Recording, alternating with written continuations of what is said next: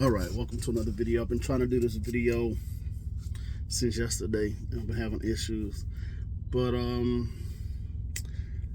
I I've been off all last week. I've enjoyed it, and but I was thinking about something, and my thoughts were, you know, what happens when you say, like, do people realize what happens when you say no to Satan or to the things of Yah? And I want to make it known that, okay, you're in the middle. You have two choices. You have two choices. You can go towards Satan and towards the worldly things, or you can go towards Yeshua and the heavenly things. Now that you're in the middle, every decision you make, you either going one way or the other, and what they call sitting on the fence is when you just constantly do this back and forth, back and forth, back and forth. And Yah wants us to only be in the kingdom, never going back to the world. Okay, when you think about the parables, they always sold everything they had to obtain the thing. Every time Yeshua said, "Oh, the kingdom of heaven is like a man who found a gem in a field, or something of great worth in a field," he sold everything he had and went and bought the field and dwelt in the field with the thing he found. The kingdom of heaven is like that. Okay, so that means we're supposed to, by design, give up everything worldly to attain the godly thing, okay, to attain the kingdom of heaven. But what happens when you finally tell Satan no? Well, what happens is he attacks you with everything he has. He tries to find the things that you used to be attracted to. And when that doesn't work, then he tries to find other things. And then he couples things. He'll use depression coupled with something that used to pull you into the world. He'll use, anxiety, panic attacks, all these things that are feelings, because Satan operates in the mind, will, and emotion. He deals with your feelings of how you feel, and doubting yourself and things like that, Hold on. Okay, turn my on duty off. But what I want you guys to understand real quick is that anytime you tell Satan no, all right, these are the things that are going to happen. Number one, Yah is going to start giving you promises, and he is going to start giving you dreams, and he is going to start waking you up either early in the morning, late at night, an hour before you're supposed to wake up, or something like that. He'll remind you, hey, I want to see you. I want you to come into my presence. I want you to pray. I want you to seek me. I want you to, come talk to me. Spend time with me. Spend time in your word. Spend time with worship. Spend time in prayer. Spend time just thinking on me. All right. So that's like the first thing that he does, and he starts to love on you like a lot. He'll come and visit you. Sometimes you'll be asleep. You'll close your eyes to go to sleep, and you'll see this bright light, either from above you to the side, somewhere around there, and maybe it'll slowly creep right in front of you and kind of walk in front of you. But that is how Yah loves on his people. That is how he shows up. Yeshua and Yah both show up as bright lights. But there is a difference. You'll know that there's a difference, okay? There'll be an angel that watches over you. You'll start to notice when this angel is around. I know that the angel that watches over me is always here. And sometimes when I doubt that he's here, and I think I'm all alone, and I think no one sees me, in this truck, he'll thump like a plastic panel or something, and I'll hear it, and it's like, I'm here. You're not alone. I'm right here. Okay, now let's talk about on the opposite side, on Satan's side. When you go to Yah's kingdom, Satan, what he does, first he'll just hit you with things that you used to enjoy. Okay. And he'll try to get you to not, or he'll make you feel lazy. He'll make you feel like you just don't want to do anything. You don't want to pressing. You don't want to pray. Hey, watch this movie. Hey, check out this show. Hey, play this video game. Hey, listen to this music. Hey, watch this video. So it's one of those things that this is how Satan works. And if that doesn't work, if you're still so focused on the things of Yah, what he'll do is he'll attack your dreams. He'll send demons, he'll send spirits to come stand near your bed and project things into your dreams. Okay, once you cast them out, and it'll be like a constant battle of constantly casting out spirits. Everywhere you go, there's like different spirits trying to attach to you. I've had marine spirits attached to me. I've had some of everything try to attach to me. And marine spirits are they're hard to get rid of, because it's usually things you like. Okay, and I'm trying to think about my wording here. But they usually deal with physical, pleasures, and those spirits, they're very hard to make stop, because they'll do things while you sleep. Okay, but Yah will give you a dream showing you what they are, showing you what it is, how to overcome it. He'll always give you a way out. When you feel like you can't take anymore, Yah will usually give you a dream and show you, this is your way out. This is how you get out of this. I've seen dreams where there was like a mermaid in a fish tank, and I was standing there watching this mermaid in this fish tank, and when I woke up, Yah, let me know that is a marine spirit. Mermaids are marine spirits. So the enemy will use anything he can to get you to focus on his kingdom and focus less on the kingdom of Yah. Whether he uses fear, whether he uses other demonic spirits to chase you around in dreams, he'll use panic attacks, he'll use anxiety, he'll use depression, he'll use sickness, all sorts of things to get your focus, to just break your focus. And then he'll hammer you with these other things as well. Okay, so he'll use 2 or 3 different things at the same time. Man, bills are due, things are tight at home, you don't make enough, and that pressure of surviving. Then he'll use depression on top of that. Then he'll use, hey, won't you go have this drink? Won't you go have this? And it usually comes in the form of someone else who will come along and be like, hey, why don't we do this? Hey, why don't we do that? Or sometimes if you're like me, I'm just by myself all the time. Besides being with my family, I'm always by myself.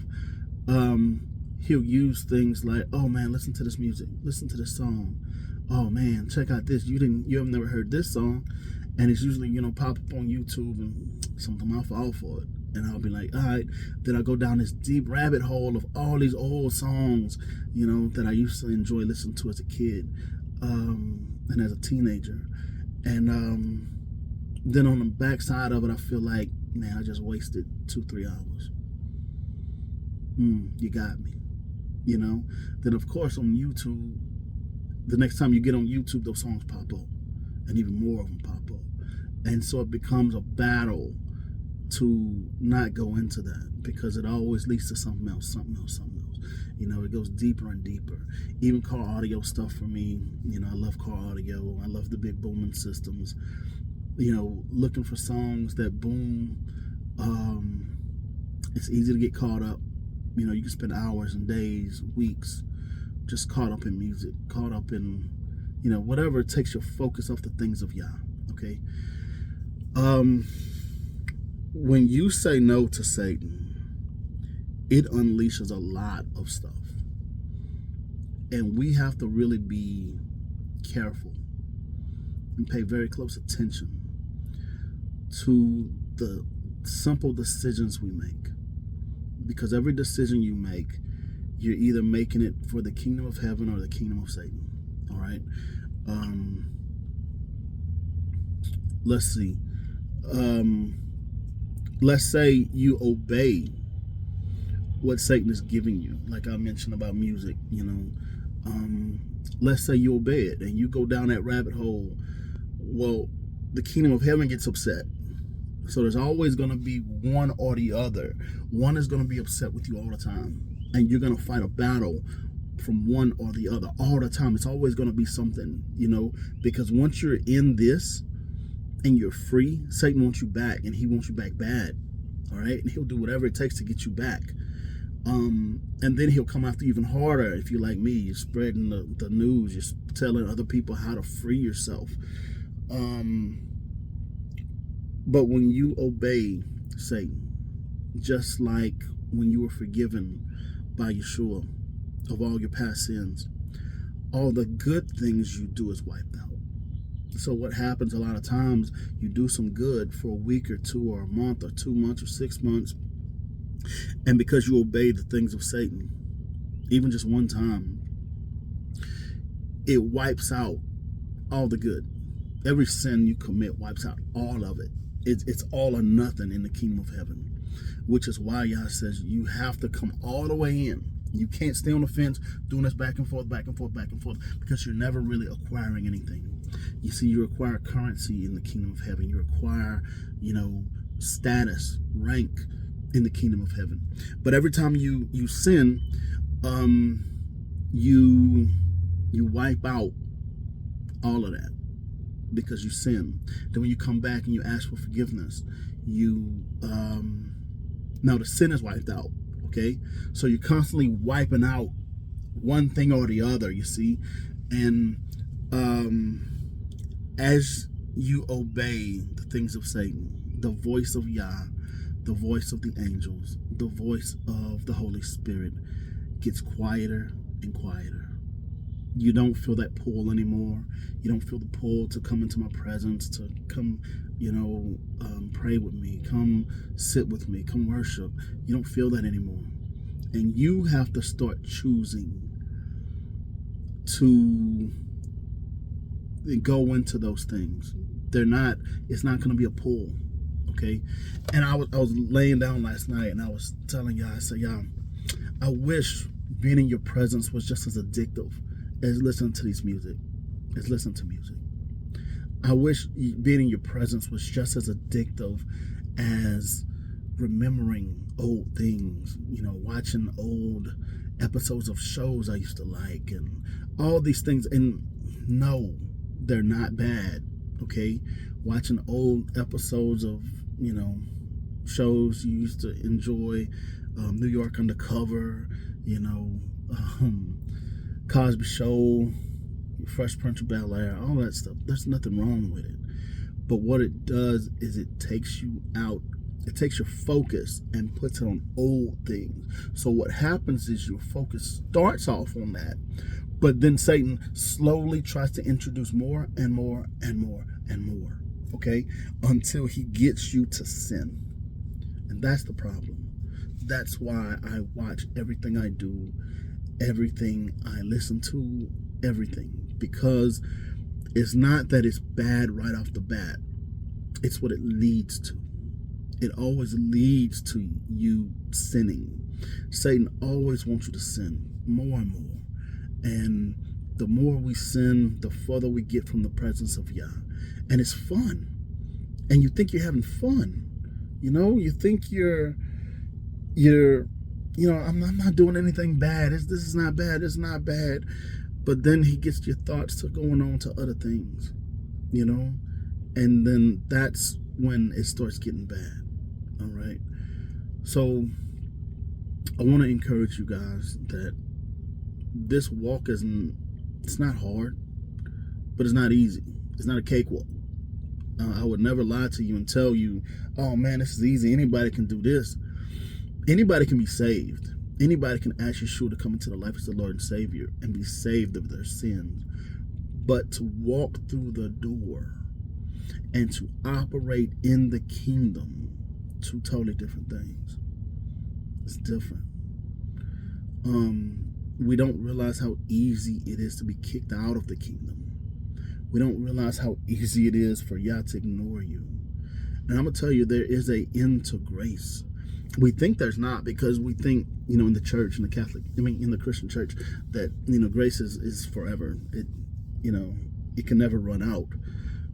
But that's just people who's never really been inside the kingdom.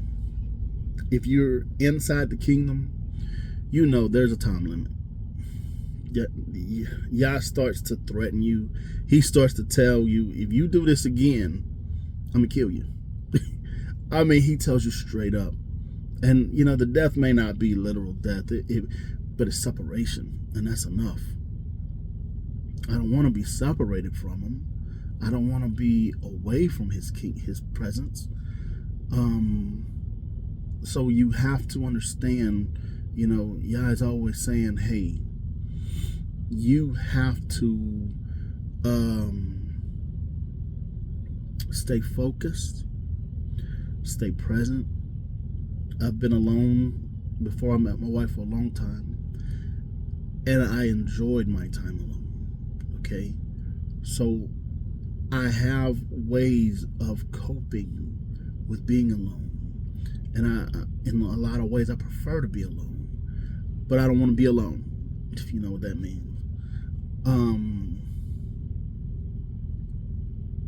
But because of that, I have to fight a lot of mental battles, because I'm used to being in my own world, being in my own thoughts. I could ride 8, 10, 12 hours, my whole 11-hour shift. I could ride with no music, no nothing on, just in my own head, in my own thoughts. And Yah is always telling me that it's not good. I don't like that. I don't like you being like that. Just in a vegetative state almost. Driving, acting, doing, seeming like everything's okay, like I'm here, but I'm not here. I'm completely gone, completely in a whole other world that I've created for myself. But I want you guys just to know, this walk, it costs you. And you have to be willing to say no to one kingdom, because you're automatically doing it. One kingdom or the other, you're always saying no. But dare to say no. Let the fight begin. Forget it. It's whatever. Satan gonna be mad. Let him be mad. Hey, come get me. You know where I'm at. You gotta have that kind of attitude. And when you do have that attitude, believe me, he coming, and he brings it. And you don't like it, and you say, man, this sucks. But at the same time, we realize it was never supposed to be easy. Look at Paul, everything he went through. I ain't going through nothing like Paul went through. So the little things I go through, it's all right. We'll deal with it. My glasses broke. I had to get some new glasses. So these are different frames. I've had a lot of crazy things happen. My truck was broke down for about 5-6 months, and I finally put it in the shop. They haven't even gotten back to me on what's wrong with it. It's been about 2 weeks. So it's one of those things. It's always one thing or something else. But, we prepare our hearts. I told y'all from the very beginning, prepare your heart for shenanigans. Prepare your heart for everything that could possibly go wrong to go wrong. And you have to be willing to stand on it. Stand on your truth no matter what goes wrong. No matter what happens. When you start to keep the Shabbat, everything is going to go wrong on the Shabbat. Things are going to break down. The AC might go out, anything. And you have to sit there and fight it and say, no, I don't care. I don't care. Like Job, I don't care what happens. I'm not going to curse y'all. I'm not coming against him. So it's whatever. But all right, y'all. I'm rambling. Y'all have a great day. See you in the next one.